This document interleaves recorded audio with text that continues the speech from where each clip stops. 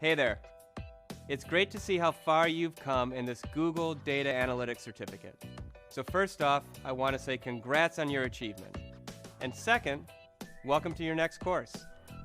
It's all about the art of data storytelling through visualization. As a data analyst, you can do all the necessary work of planning, collecting, cleaning, and analysis.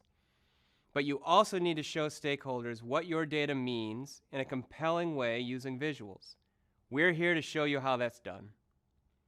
And with my experience as Director of Analytics at Google, I hope I'll be a pretty good guide. My name's Kevin, and I'll be your instructor for this course. This part of your training is particularly meaningful to me because I love data storytelling. I can't think of anything in today's business world that's more vibrant, more exciting, and more rewarding. With the amount of data we have around us, data analytics plays a key role in pretty much every part of business. In my opinion, there isn't a skill that's more important to you as an analyst than being able to effectively communicate the stories you uncover to stakeholders. Stakeholders usually lack the time, access to data, or expertise needed to find those stories by themselves. That's why we'll focus on visualizing data to help you better share data stories, which means we're now at the share phase of the data analysis process.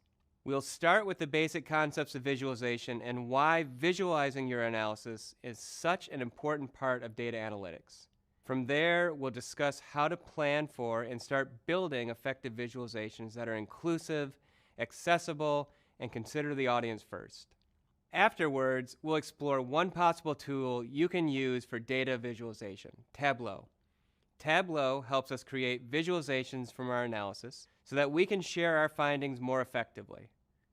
We'll show you how data visualizations, including visual dashboards, can help bring your data to life.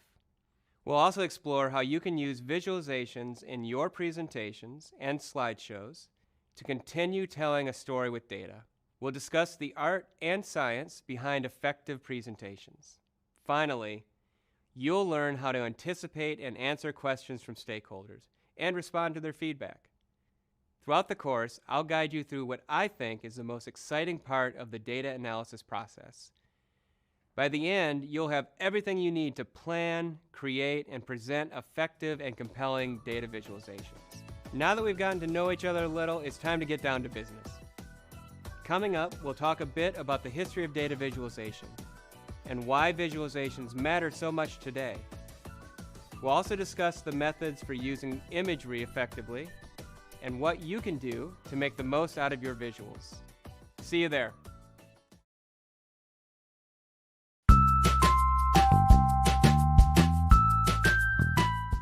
Data analytics is the collection and analysis and then use of data to tell stories using charts and visualizations so that businesses can make better decisions. So I've always loved numbers and have always enjoyed math and calculus and those sorts of things. So data came really easy to me.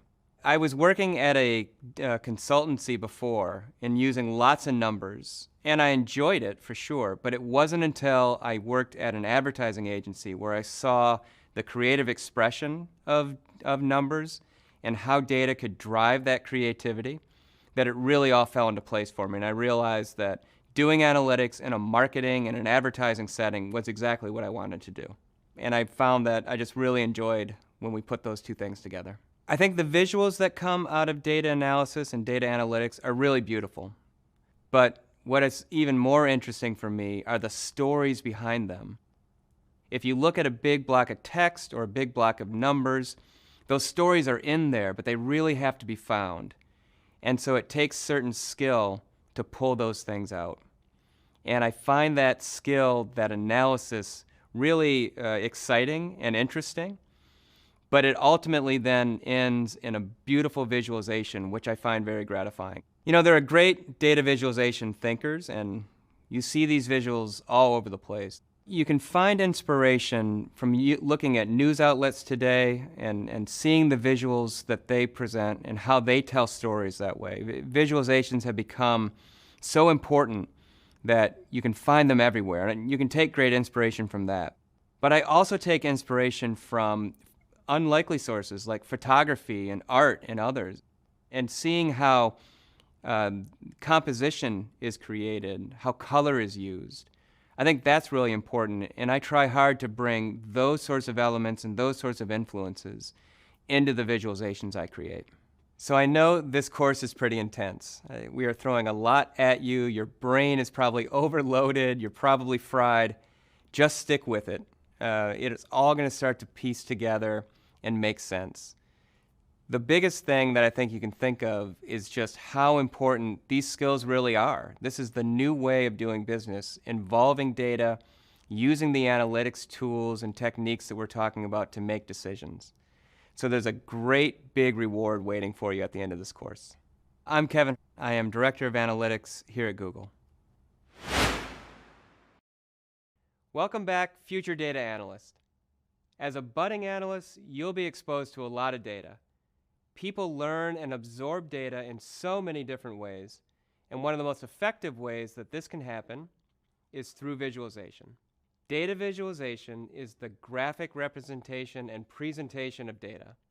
In reality, it's just putting information into an image to make it easier for other people to understand. If you've ever looked at any kind of map, whether it's paper or online, then you know exactly how helpful visuals can be. Data visualizations are definitely having a moment right now. Online, we are surrounded by images that show information in all kinds of ways. But the history of data visualization goes back way further than the web. Visualizing data began long ago with maps, which are the visual representation of geographic data. This map of the known world is from 1502. Map makers continued to improve their visualizations as new lands were charted. New data was collected about those locations, and new methods for visualizing the data were created. Scientists and mathematicians began to truly embrace the idea of arranging data visually in the 1700s and 1800s. This bar graph is from 1821, and it doesn't look too different from bar graphs that we see today. But since the beginning of the digital age of data analytics in the 1990s, the scope and reach of visualizations have grown along with the data they graphically represent. As we keep learning how to more efficiently communicate with visuals, the quality of our insights continue to grow too. Today, we can quantify human behavior through data, and we've learned to use computers to collect, analyze, and visualize that data. As an analyst in today's world, you'll probably split your time with data visuals in two ways: looking at visuals in order to understand and draw conclusions about data, or creating visuals from raw data to tell a story. Either way, it's always good to keep in mind that data visualizations will be your key to success. This is especially true once you reach the point where you're ready to present the results of your data analysis to an audience. Getting people to understand your vision and thought process can feel challenging, but a well-made data visualization has the power to change people's minds. Plus, it can help someone who doesn't have the same technical background or experience as you form their own opinions. So here's a quick rule for creating a visualization. Your audience should know exactly what they're looking at within the first 5 seconds of seeing it. Basically, this means the visual should be clear and easy to follow. In the 5 seconds after that, your audience should understand the conclusion your visualization is making, even if they aren't totally familiar with the research you've been doing. They might not agree with your conclusion, and that's okay. You can always use their feedback to adjust your visualization and go back to the data to do further analysis. So now let's talk about what we have to do to create a visualization that's understandable, effective, and most importantly, convincing. Let's start from the beginning. Data visualizations are a helpful tool for fitting a lot of information into a small space. To do this, you first need to structure and organize your thoughts. Think about your objectives and the conclusions you've reached after sorting through data. Then think about the patterns you've noticed in the data, the things that surprised you, and of course, how all of this fits together into your analysis. Identifying the key elements of your findings helps set the stage for how you should organize your presentation. Check out this data visualization made by David McCandless, a well-known data journalist. This graphic includes 4 key elements: the information or data, the story, the goal, and the visual form. It's arranged in a 4-part Venn diagram, which tells us that all 4 elements are needed for a successful visualization. So far, you've learned a lot about the data used in visualizations. That's important because it's a key building block for your visualization. The story or concept adds meaning to the data and makes it interesting. We'll talk more about the importance of data storytelling later, but for now, just remember that the story and the data combined provide an outline of what you're trying to show. The goal or function makes the data both useful and usable, and the visual form creates both beauty and structure. With just two elements, you can create a rough sketch of a visual. This could work if you're at an early stage, but won't give you a complete visualization because you'd be missing other key elements. Even using 3 elements gets you closer, but you're not quite finished. For example, if you combined information, goal, and visual form without any story, your visual will probably look fine, but it won't be interesting. On their own, each element has value, but visualizations only become truly powerful and effective when you combine all 4 elements in a way that makes sense. And when you think about all these elements together, you can create something meaningful for your audience. At Google, I make sure to develop visualizations to tell stories about data that include all 4 of these elements. And I can tell you that each element is a key to a visualization success. That's why it's so important for you, as the analyst, to pay close attention to each element as we move forward. Other people might not know or understand the exact steps you took to come to the conclusions you've made, but that shouldn't stop them from understanding your reasoning. Basically, an effective data visualization should lead viewers to reach the same conclusion you did, but much more quickly. Because of the age we live in, we're constantly being shown different ways to view and absorb information. This means that you've already seen lots of visuals you can reference as you design your own visualizations. You have the power to tell convincing stories that can change opinions and shift mindsets. That's pretty cool. But you also have the responsibility to pay attention to the perspectives of others as you create these stories. So it's important to always keep that in mind. Coming up, we'll start drawing connections between data and images to create a strong foundation for your visual masterpieces. I can't wait to get started. Hello again. Earlier, we talked about why data visualizations are so important to both analysts and stakeholders. Now we'll discuss the connections you can make between data and images in your visualizations. Visual communication of data is important to those using the data to help make decisions. To better understand the connection between data and images, let's talk about some examples of data visualizations and how they can communicate data effectively. You've maybe come across lots of these in your daily life, and we'll explore them a little bit more here. A good place to start is a bar graph. Bar graphs use size contrast to compare 2 or more values. The horizontal line of a bar graph, usually placed at the bottom, is called the x-axis. In bar graphs with vertical bars, the x-axis is used to represent categories, time periods, or other variables. The vertical line of a bar graph, usually placed to the left, is called the y-axis. The y-axis usually has a scale of values for the variables. In this example, the time of day is compared to someone's level of motivation throughout the whole work day. Bar graphs are a great way to clarify trends. Here, it's clear this person's motivation is low at the beginning of the day and gets higher and higher by the end of the workday. This type of visualization makes it very easy to identify patterns. Another example is a line graph. Line graphs are a type of visualization that can help your audience understand shifts or changes in your data. They're usually used to track changes through a period of time, but they can be paired with other factors too. In this line graph, we're using 2 lines to compare the popularity of cats and dogs over a period of time. With 2 different line colors, we can immediately tell that dogs are more popular than cats. We'll talk more about using colors and patterns to make visualizations more accessible to audiences later too. Even as the line moves up and down, there's a general trend upwards, and the line for dogs always stays higher than the line for cats. Now let's check out another visualization you'll probably recognize. Say hello to the pie chart. Pie charts show how much each part of something makes up the whole.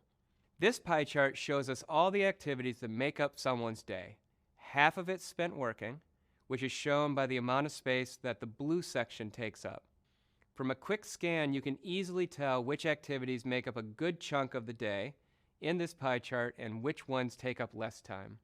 Earlier, we learned how maps help organize data geographically. The great thing about maps is they can hold a lot of location-based information, and they're easy for your audience to interpret. This example shows survey data about people's happiness in Europe. The border lines are well defined, and the colors added make it even easier to tell the countries apart. Understanding the data represented here, which we'll come back to again later, can happen pretty quickly. So data visualization is an excellent tool for making the connection between an image and the information it represents. But it can sometimes be misleading. One way visualizations can be manipulated is with scaling and proportions. Think of a pie chart. Pie charts show proportions and percentages between categories. Each part of the circle or pie should reflect its percentage to the whole, which is equal to 100%. So if you want to visualize your sales analysis to show the percentage of your company's sales that come from online transactions, you could use a pie chart. The size of each slice would be the percentage of total sales that it represents. So if your online sales accounted for 60%, the slice would be 60% of the whole pie. Now here's a misleading pie chart. It's supposed to show opinions about pizza toppings, but each slice or segment represents more than one option, and they all add up to well over 100%. There's lots of ingredients listed below the image that are not even included in the visual data, and all of the segments are the same size, even though they're supposed to be showing different values. If a visualization looks confusing, then it probably is confusing. Okay, let's explore another example where the size of the graphic components comes into play, this time with a bar chart. In a truncated bar chart like this one, the values on the y-axis don't start at 0. The data points start at 9,100 and are at intervals of 100. This makes it seem like the data, let's say it's for novel clicks per day on different website links, is fairly wide-ranging. In this view, website E seems to clearly receive way more clicks than website D, which receives more clicks than website C, and so on. While the graph is clear and the elements are easy to understand, the way the data is presented is misleading. Let's try to fix this by changing the graph's y-axis so that it starts at 0 instead. Now, the difference between the website clicks per day don't look nearly as drastic. By making the y-axis start at 0, we're changing the visual proportions to be more accurate and more honest. Some platforms always start their y-axis at 0, but other programs, like spreadsheets, might not fix the y-axis. So it's important to keep this in mind when creating visualizations. By following the conventions of data analysis, you'll be able to avoid misleading visualizations. You always want your visualizations to be clear and easy to understand, but never at the expense of communicating ideas that are true to the data. So, we've talked about some effective data-driven visualizations like bar graphs, line graphs, and pie charts, and when to use them. On top of that, we've discussed some things to avoid in your visualizations to keep them from being misleading. Coming up, we'll check out how to make those visualizations reach your target audience. See you then. Hey there.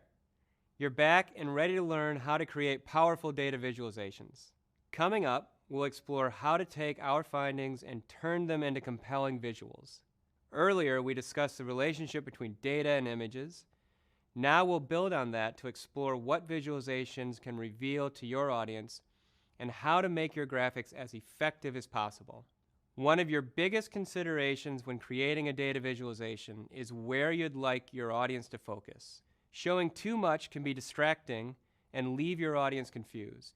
In some cases, restricting data can be a good thing. On the other hand, showing too little can make your visualization unclear and less meaningful.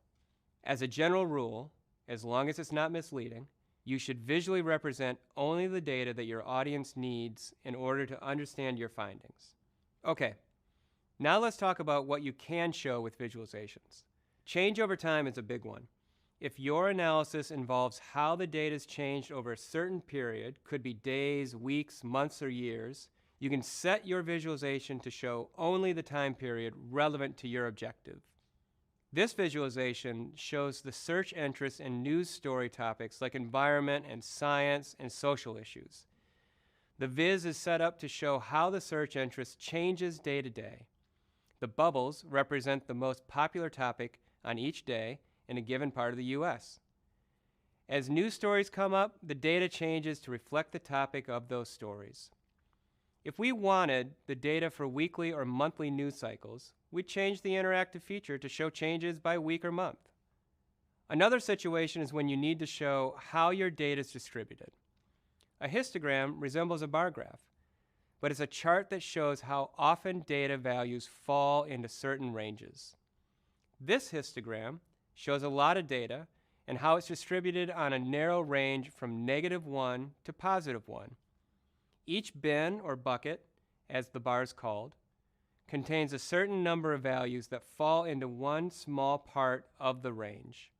If you don't need to show that much data, other histograms would be more effective, like this one, about the length of dinosaurs.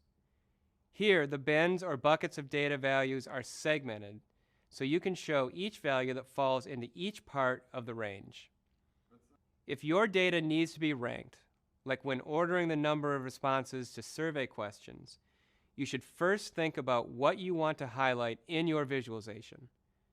Bar charts with horizontal bars effectively show data that's ranked, with bars arranged in ascending or descending order. A bar chart should always be ranked by value, unless there's a natural order to the data, like age or time, for example.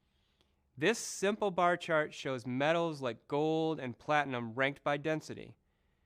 An audience would be able to clearly see the ranking and quickly determine which metals had the highest density, even if this data viz included a lot more metals. Correlation charts can show relationships among data, but they should be used with caution because they might lead viewers to think that the data shows causation. Causation, or a cause-effect relationship, occurs when an action directly leads to an outcome. Correlation and causation are often mixed up because humans like to find patterns even when they don't exist. So if two variables look like they're associated in some way, we might assume that one's dependent on the other. That implies causation, even if the variables are completely independent. And if we put that data into a visualization, then it would be misleading.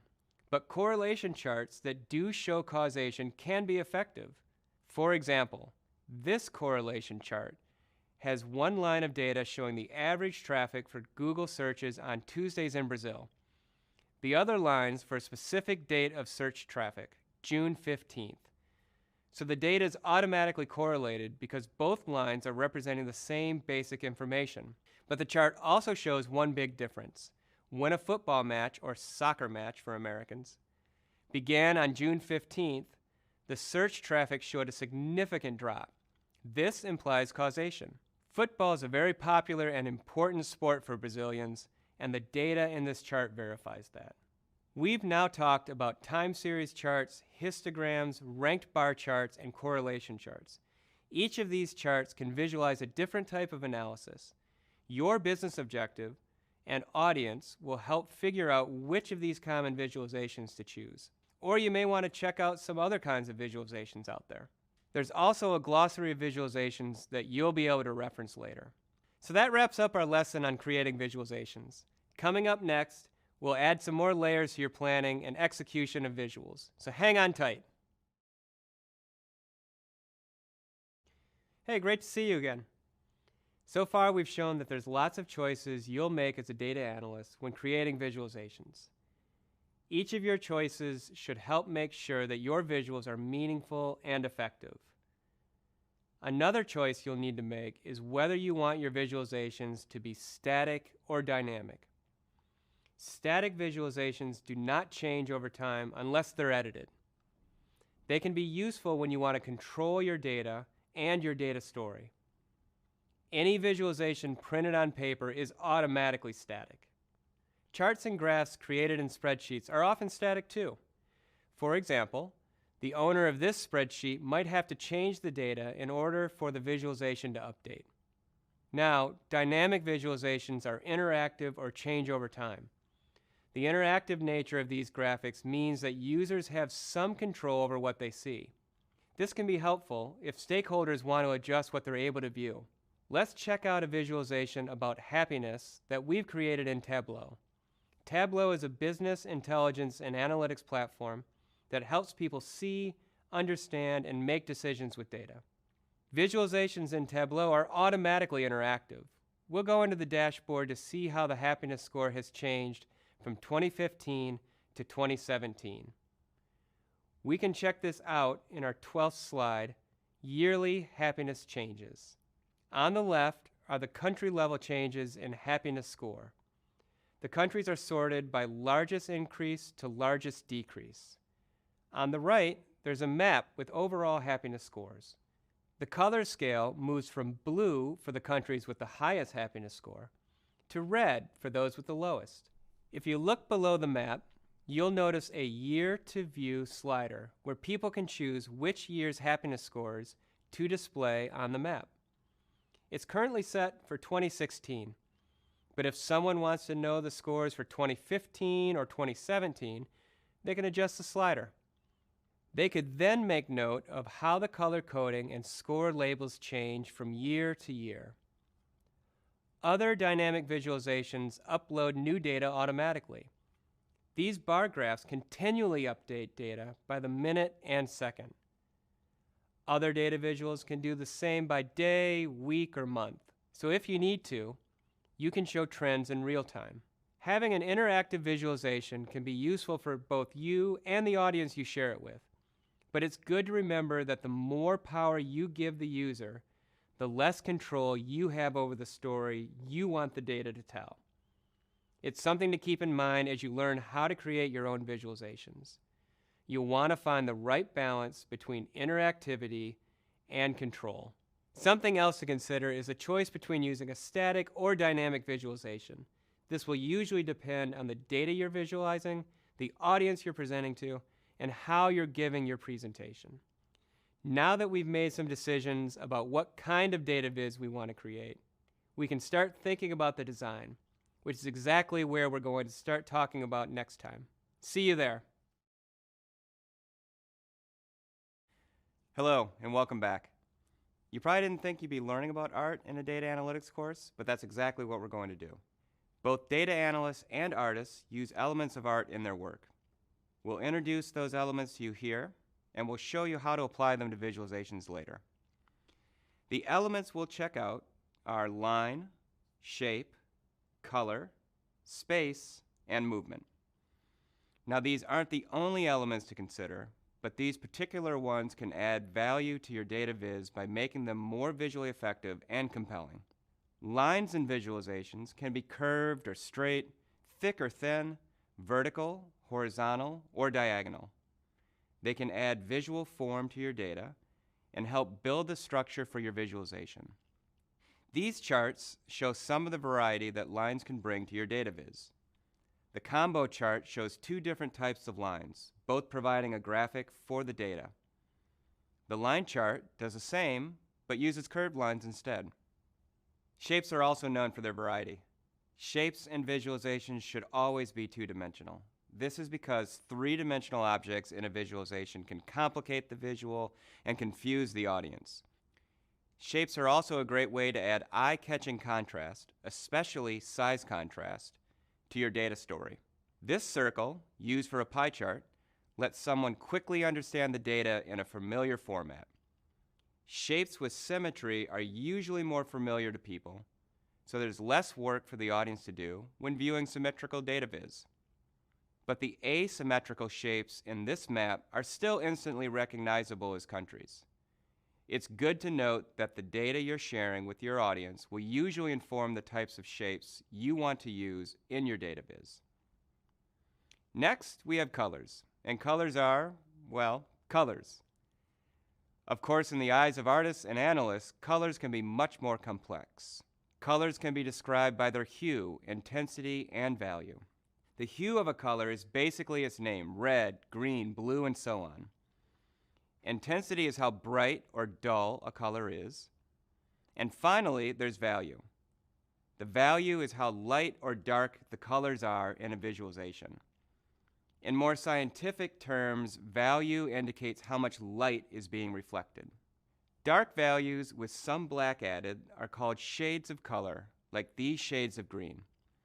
Light values with white added are called tints, like these tints of blue.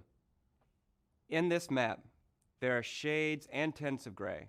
The value of these colors help us understand the population data in the map, and varying the color's value can be a very effective way to draw our audience's attention to specific areas. Space is the area between, around, and in the objects. There should always be space in data visualizations, just not too much or too little. For example, the space between the bars of a bar graph, like this one, should be smaller than the width of the bars themselves. This will draw the viewer's attention to the bar and the data it represents instead of the empty space. Finally, there's movement. Movement is used to create a sense of flow or action in a visualization. One of my favorite examples is the data viz, The Wealth and Health of Nations. This viz showcases a correlation between the financial health and physical health of nations. It traces these elements over time so you can see how the two correlated effects play out. The movement pulls in data from the 1800s all the way up until recently. The interactivity allows for a greater volume of data to be displayed and will reveal multiple stories from the same data visualization. Remember, this is something that should be used sparingly. There's a fine line between attracting attention and distracting the audience. A static image lets you control all elements of the story you want to tell. When you start incorporating movement and interactivity, the story is controlled by whoever is controlling the interactivity, whether that's you or possibly your audience if you've turned control over to them. We'll discuss this delicate balance later on in the course. When you bring many of these art elements together in a visualization like this one about sea levels, it can be beautiful and provoking. It proves that there's a place for creative expression in data analytics. Coming up, we'll continue exploring ways to add meaningful creative expression to your data viz. Bye for now. Welcome back. Let's jump in. Hopefully by now, we've developed a clear picture of data viz.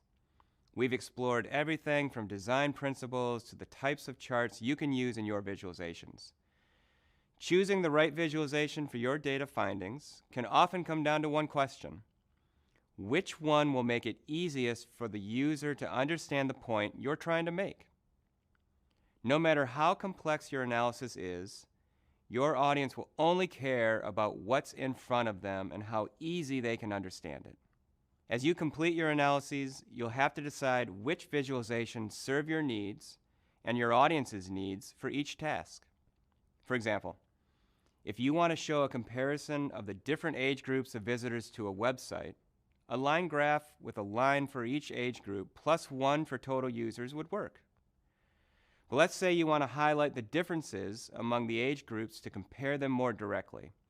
For that, you might use a positive-negative bar chart like this. We've touched on this before, but let's make some more connections between the data you'll have after analysis and the visualizations you'll want to use for different cases. We'll start with some charts. You've worked with some of these before, and we'll cover more about charts with more examples later. You'll also discover that the best charts to suit your purposes might depend on the needs of your industry and company and the stakeholders who will be in your audience. For comparing data over time, we showed you how line graphs can be effective. Like in this one, bar graphs and stacked bar graphs along with area charts can also be good ways to visualize how data changes over time. By the way, there's a lot of charts out there. We'll give you as much information as possible about as many as we can. But doing your own research or practicing using them in visualizations will also be helpful. Okay, when you're comparing distinct objects, like in our example about mobile versus computer usage, ordered bar and grouped bar graphs and ordered column charts are useful. Then there's charts that show parts of a whole. This is known as data composition, and it's achieved by combining the individual parts of a visualization and displaying them together as a whole. Stacked bars, donuts, stacked areas, pie charts, and tree maps can do all this.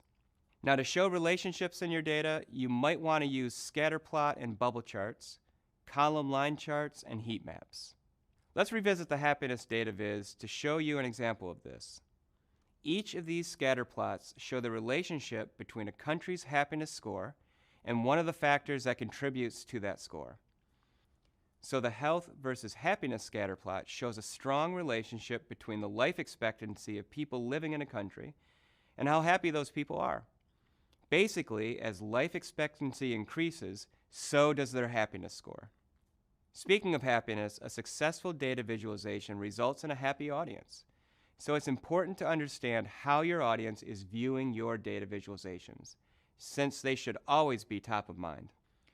And it all starts in the brain. When processing information, our brains try to find patterns and rely on visual context. As data analysts, we can use our understanding of the human visual system to produce better visuals. When we create visualizations, we can do so in a way that helps the audience process the information and helps them remember what they're seeing. Visual journalist Donna Wong proposes that effective visuals, like the data viz we've been discussing here, have three essential elements. The first is clear meaning. Good visualizations clearly communicate their intended insight. The second is a sophisticated use of contrast, which helps separate the most important data from the rest using visual context that our brains naturally look for. The third essential element for effective visuals is refined execution. Visuals with refined execution include deep attention to detail, using visual elements like lines, shapes, colors, value, space, and movement. In other words, the elements of art that we talked about earlier. The first rule in most businesses is to satisfy the customer. It's no different with data analytics. While your customers will probably be managers and other stakeholders, you should always think of them first when creating data visualizations. Think about the 5-second rule we called out earlier. If you make your data viz easy to look at and understand quickly, then you'll have done your job. And then you'll be satisfied, just like your customers. Coming up, we'll talk about design thinking and data visualizations. See you soon. Hey, welcome back. We've covered a lot of ground in our exploration of data visualizations. We've talked a lot about how your audience should be the focus when you are making decisions about charts, colors, space, labels, and everything else that goes into a data viz. Now let's talk about design thinking. Design thinking is a process used to solve complex problems in a user-centric way. When you bring design thinking into your work, you're trying to identify alternative strategies for your visualizations that might not be clear right away. You have to challenge your own thinking and explore different ways of approaching the problems and finding solutions. Airbnb is one example of a company that used a design thinking approach to help their business grow. When the company, a vacation rental online marketplace, wasn't generating as much revenue as they wanted, they decided to start experimenting. Even though the data they collected and analyzed was valuable, they needed to look at their product through the eyes of the customer. They realized the photos of the places that customers were seeing just weren't very good. So they decided to help their customers replace the not-so-great photos with more professional-looking ones. So they hired a photographer and went door to door to take professional photos of their New York City listings. In a week, the listings with these photos saw 2 to 3 times more bookings, and their revenue nearly doubled, thanks to their new design thinking, user-based mindset. If design thinking can work for companies like Airbnb, it can help data analysts too. And data visualization is the perfect stage of your analysis to apply a user-based mindset. If you use design thinking when planning and creating your data viz, you'll be making decisions based on the needs of the people who will be viewing them. This way, your audience will be engaged and enlightened by how you visualize your findings. While the design thinking process comes in lots of different forms, they all have stages or phases. We'll talk about 5 phases that you can use when creating data visualizations: empathize, define, ideate, prototype, and test. In the spirit of design thinking, these phases don't have to follow a set order. Instead, think of them as an overview of actions that can help you produce a user-centered design in your visualizations. In the empathize phase, you think about the emotions and needs of the target audience of your data viz, whether it's stakeholders, team members, or the general public. Here, you should avoid areas where people might face obstacles interacting with your visualizations. For example, let's say you've been working on an analysis for a pharmaceutical company about how patients have been responding to a new treatment. You're getting ready to visualize the data, so you should think about the audience, which will include stakeholders like pharmacists, doctors, and other medical professionals. Maybe you're thinking of using a color scheme that you like, but you realize that these colors might be a challenge to some people. The colors might be too bright or dramatic, which might not be right for the seriousness of the data. Or the colors might not have enough contrast for people who have color vision deficiencies. By adjusting the colors, you'll be empathizing with the needs of your audience. If there's someone on your team who is vision impaired, you'll want to find a way to explain the data verbally as well. The define phase helps you define your audience's needs, their problems, and your insights. This goes hand in hand with the empathize phase, as you'll use what you learned in that phase to help you spell out exactly what your audience needs from your visualization. You could use this phase to think about which data to show in your visualization. Maybe this data viz will also be presented to patients who are part of your company's study. While you'll need to meet your objectives, there might be data that could make these people uncomfortable. You can think of ways to position that data to make it more digestible. Or, if you're presenting to different audiences, you can adjust your visualizations to meet each group's needs by seeking input from members of the group or colleagues who've worked with that group before. In the ideate phase, you start to generate your data viz ideas. You'll use all of your findings from the empathize and define phases to brainstorm potential data viz solutions. This might involve creating drafts of your visualization with different color combinations, or maybe experimenting with different shapes. Creating as many examples as possible will help you refine your ideas. The key here is to always remember your audience when coming up with ideas and strategies. You want to think about how you can position your visualizations to meet the needs and expectations of your audience. The final two phases are prototype and test. Here you'll start putting your charts, dashboards, or other visualizations together. If you've kept your audience in mind through all the phases to this point, then your data viz will be informative and approachable. You might want to create lots of visualizations to choose which one best meets your objective. You can test your visualizations by showing them to team members before presenting them to stakeholders. If you've created more than one for the same data or for different audiences, like the medical professionals and the patients from our earlier example, you can share all of your options. As always, listen to any feedback you get. Critiques, both your own and others, are key to the design thinking process. They help you keep your focus on the audience by integrating new ideas in your final product. The phrase thinking outside the box is used a lot, but it definitely applies here. The box, in this case, is your own usual way of approaching data and its visualization. If you embrace design thinking, you'll be able to create super effective data viz for any audience. Up next, we'll cover more things you need to consider within your data viz. See you there. Hello again. So we've learned data visualizations are designed to help an audience process information quickly and memorably. You might remember the 5-second rule we covered earlier. Within the first 5 seconds of seeing a data visualization, your audience should understand exactly what you're trying to convey. 5 seconds might seem like a flash, but adding in descriptive wording can really help your audience interpret and understand the data in the right way. Your audience will be less likely to have questions about what you're sharing if you add headlines, subtitles, and labels. One of the easiest ways to highlight key data in your data viz is through headlines. A headline is a line of words printed in large letters at the top of the visualization to communicate what data is being presented. It's the attention grabber that makes your audience want to read more. Take charts, for example. A chart without a headline is like a report without a title. You want to make it easy to understand what your chart's about. Be sure to use clear, concise language, explaining all information as plainly as possible. Try to avoid using abbreviations or acronyms, even if you think they're common knowledge. The typography and placement of the headline is important too. It's best to keep it simple. Make it bold or a few sizes larger than the rest of the text and place it directly above the chart, aligned to the left. Then, explain your data viz even further with a subtitle. A subtitle supports the headline by adding more context and description. Use a font style that matches the rest of the chart's elements and place the subtitle directly underneath the headline.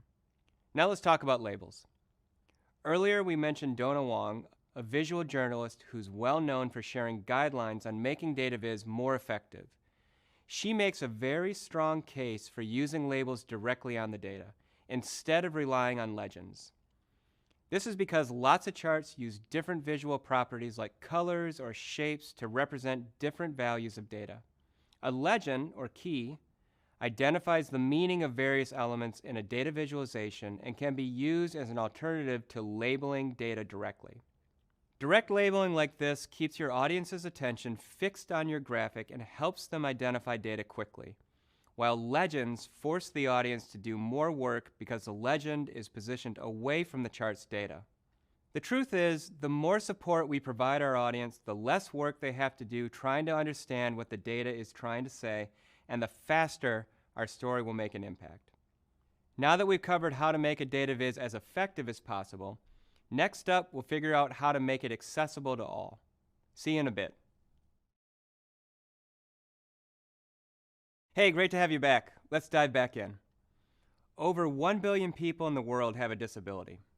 That's more than the populations of the United States, Canada, France, Italy, Japan, Mexico, and Brazil combined. Before you design a data viz, it's important to keep that fact in mind.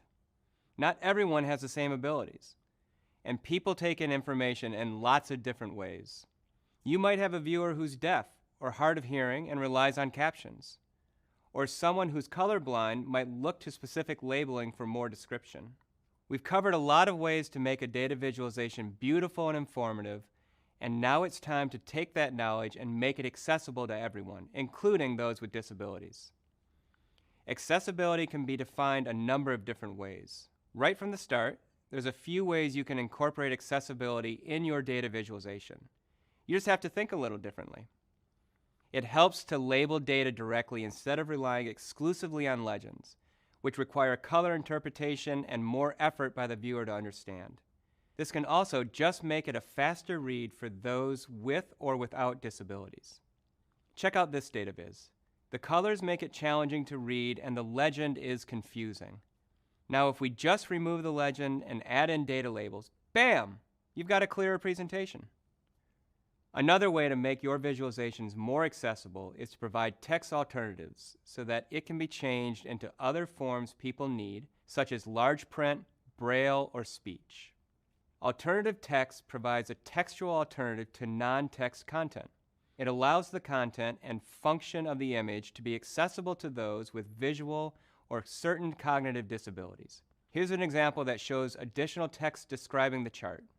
And speaking of text, you can make data from charts and diagrams available in a text-based format through an export to Sheets or Excel.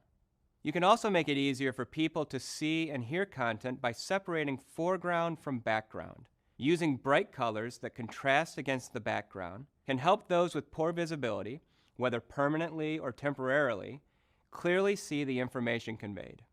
Another option is to avoid relying solely on color to convey information and instead distinguish with different textures and shapes.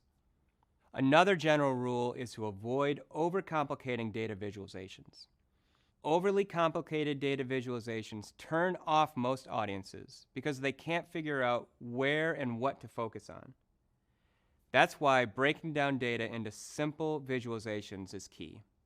A common mistake is including too much information in a single piece or including long chunks of text or too much information in graphs and charts.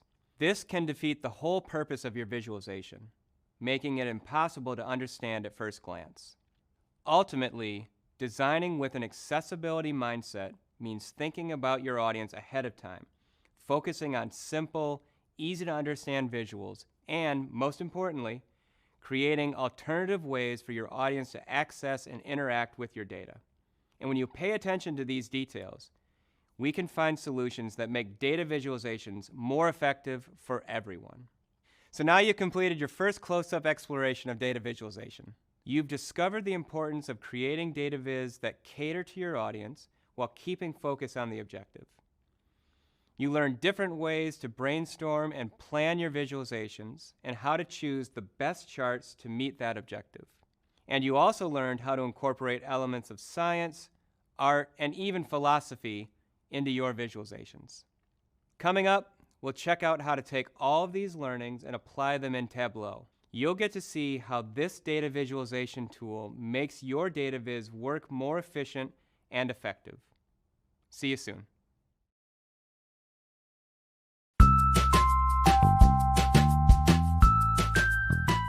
I'm Andrew, and I'm a data and insights manager on the ads research and insights team. What does that actually mean? I help my company, Google, make better decisions through data, and I also work with our data to tell stories for marketers. Basically data storytelling at scale.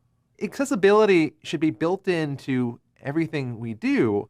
Accessibility is really about making sure that you are creating data visualization, graphs, charts, tables that anyone can interact with, whether they have a long-term or even just a temporary form of impairment.